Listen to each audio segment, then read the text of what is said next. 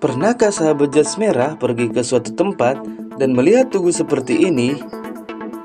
Jika sahabat perhatikan, tugu bambu seperti ini terdapat di beberapa wilayah di Indonesia. Seperti di Sleman, Bekasi, Pontianak, hingga Surabaya, tugu ini berdiri sangat kokoh di beberapa wilayah di Indonesia. Beda halnya dengan Monas, Monas hanya berada di ibu kota negara, yaitu Jakarta.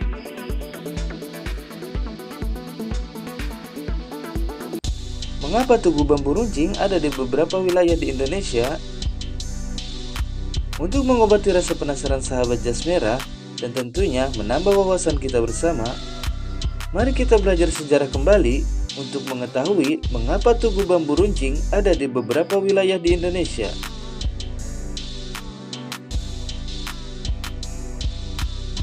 Tetapi sebelumnya, jangan lupa jadilah sahabat jas merah dengan menekan tombol subscribe dan like, agar channel ini semakin banyak memberikan informasi yang membuat wawasan kita bertambah.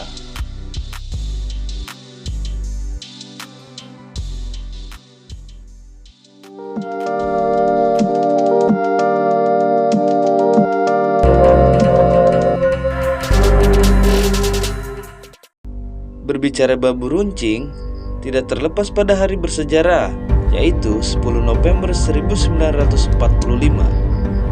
Ada yang tahu sahabat jas merah 10 November diperingati hari apa?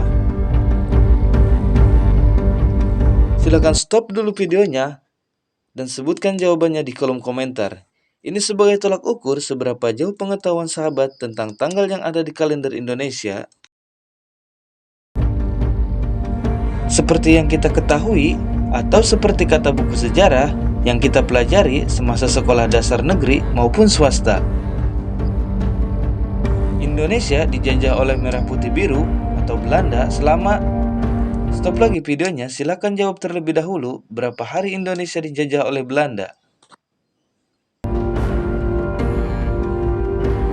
Ya benar, 350 tahun Belanda menjajah Indonesia, atau 4.200 bulan, atau 16.800 minggu, sama dengan 127.750 hari. Ya, selama kurun waktu tersebut Belanda berkuasa di Indonesia, yaitu 3,5 abad. Dan jika disamakan dengan usia rata-rata manusia 70 tahun, berarti 5 keturunan Belanda menjajah Indonesia. Namun pada tahun 1942, pasukan Jepang datang ke Hindia Belanda untuk mengalahkan Belanda yang sedang berkuasa di Indonesia. Hanya dalam 1 minggu, Jepang berhasil menguasai wilayah-wilayah yang dianggap kuat bagi Belanda.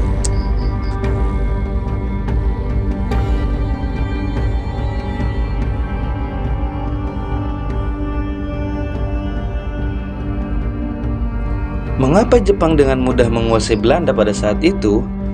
Karena memang pada saat itu, Jepang adalah negara dengan pasukan militer dan ekonomi yang kuat. Dan malah sebaliknya, pada saat itu, wilayah Eropa, khususnya Belanda, telah hancur dibombardir oleh pasukan Nazi Jerman.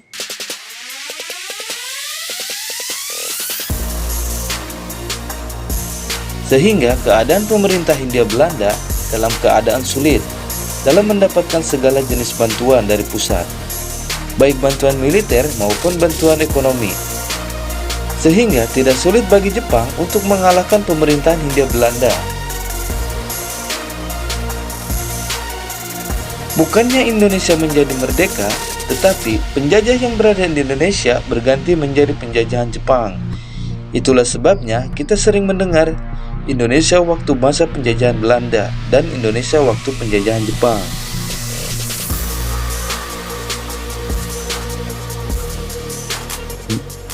Namun tak seperti Belanda yang sampai 350 tahun menjajah Indonesia. Jepang berada di Indonesia hanya... Stop lagi videonya, silahkan tulis di kolom komentar. Dari tahun berapa dan sampai tahun berapa Jepang menjajah Indonesia?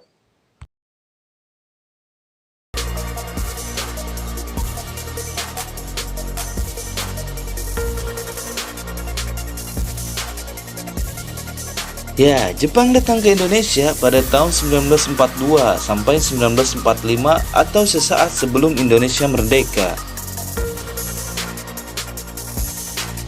Penyebab pasukan Jepang menjajah Indonesia hanya sekitar 3,5 tahun lamanya dikarenakan negeri matahari tersebut dibom atom oleh Amerika, lebih tepatnya kota Nagasaki dan Hiroshima, yang menyebabkan ribuan warganya tewas pada saat kejadian maupun setelahnya karena terkena radiasi.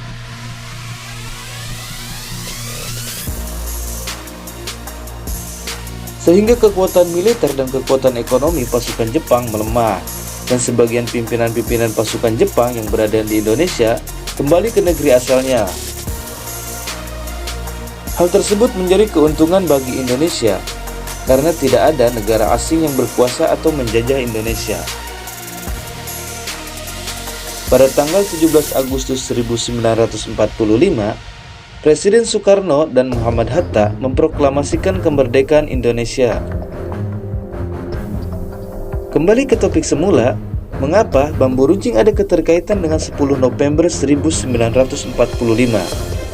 Padahal di sini sudah jelas Indonesia telah merdeka pada saat proklamasi kemerdekaan yang dibacakan oleh bangsa Indonesia yang diwakilkan oleh Presiden Soekarno dan Muhammad Hatta.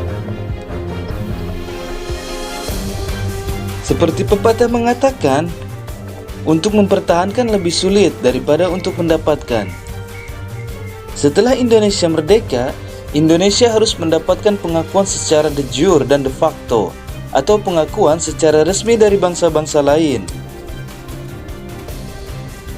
Karena Belanda yang merasa sudah lama menguasai Indonesia, Belanda masih tidak mengakui kemerdekaan Indonesia dan kembali ingin menjajah Indonesia menjadi Hindia Belanda.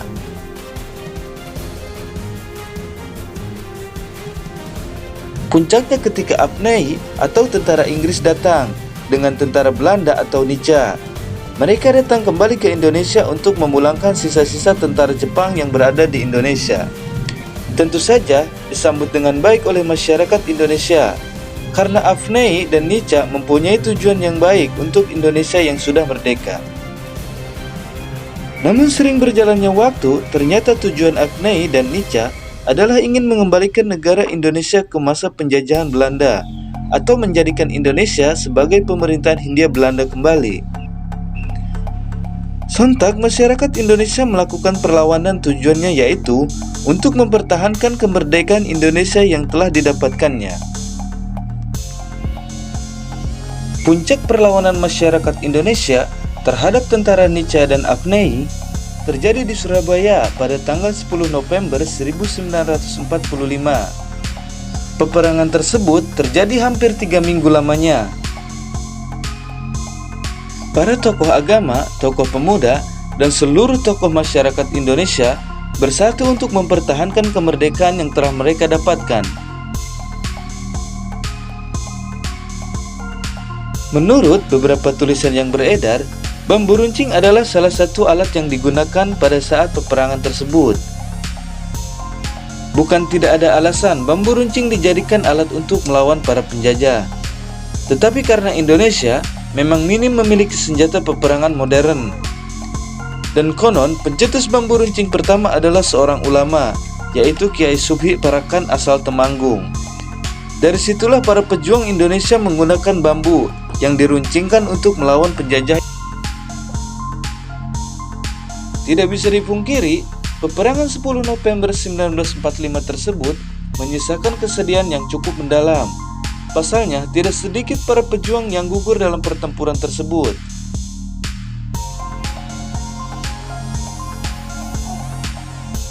Semenjak pertempuran tersebut, selain para tokoh dan bersama arek-arek Surabaya, bambu runcing juga menjadi perbincangan di seluruh daerah di Nusantara.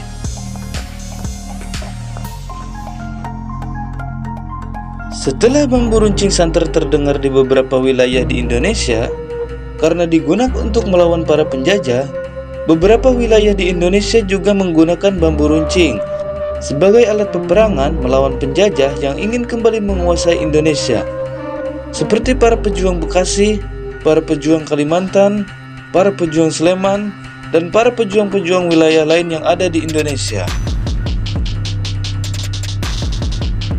Hingga akhirnya 10 November 1945 dijadikan sebagai Hari Pahlawan melalui keputusan Presiden nomor 316 tahun 1959 pada 16 Desember 1959.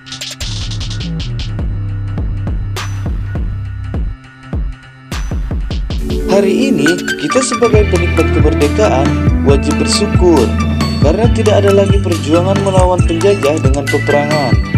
Sewaktu-waktu, kita perlu mengunjungi peninggalan atau monumen-monumen sejarah perjuangan agar rasa bersyukur kita bertambah dan bertambah. Semoga menambah wawasan dan pengetahuan kalian. Terima kasih, salam untuk seluruh sahabat Jas Merah.